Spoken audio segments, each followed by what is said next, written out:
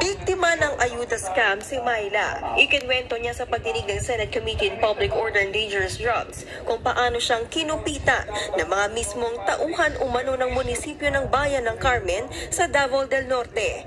Benepisyaryo ng DSW Educational Financial Assistance si Myla. 10,000 piso ang ayudang dapat niyang maiuwi. Pero kinupitan daw ito at 1,000 na lang ang napasa kanya. Pinapunta kami dun sa isang kwarto. Akala namin pag nakuha na namin yung pera, pwede na kami makalabas. Hindi. Pinapunta po kami dun sa isang kwarto kung saan may tao po dun na kukolektahin yung pera. Wala raw nagawa si Myla at ang iba pang benepisyaryo. Ikaw lang ang kinuna ng 9,000, Myla? Lang po ako, madami po kami. Hindi niya nakilala kung sino yung lalaki kumuna ng 9,000? Hindi po. Kasi bakit po sila makakapasok dun kung hindi po sila staff? Ang pagnanakaw sa ayuda, kinumpirma ng mga mismong namimigay at nagkakaltas sa perang hindi naman kanila. Tumestigo sila sa Senado at umamin sa scam.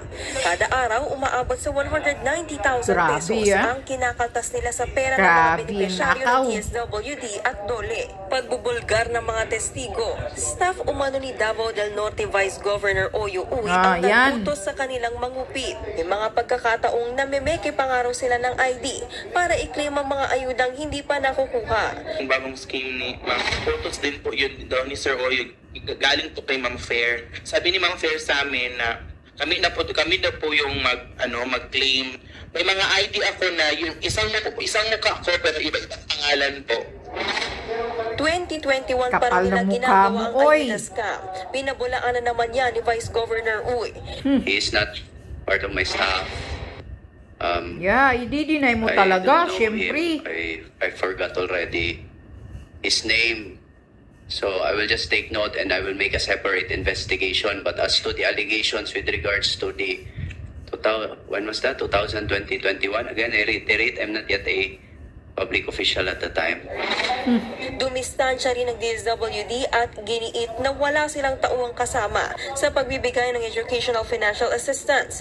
Mga LGU raw ang inatasang mamigay ng ayuda. Pero para sa ilang senador, dapat hindi pa rin hinayaang LGU ang mamahala at dahil nauuwi ito sa pamumulitika.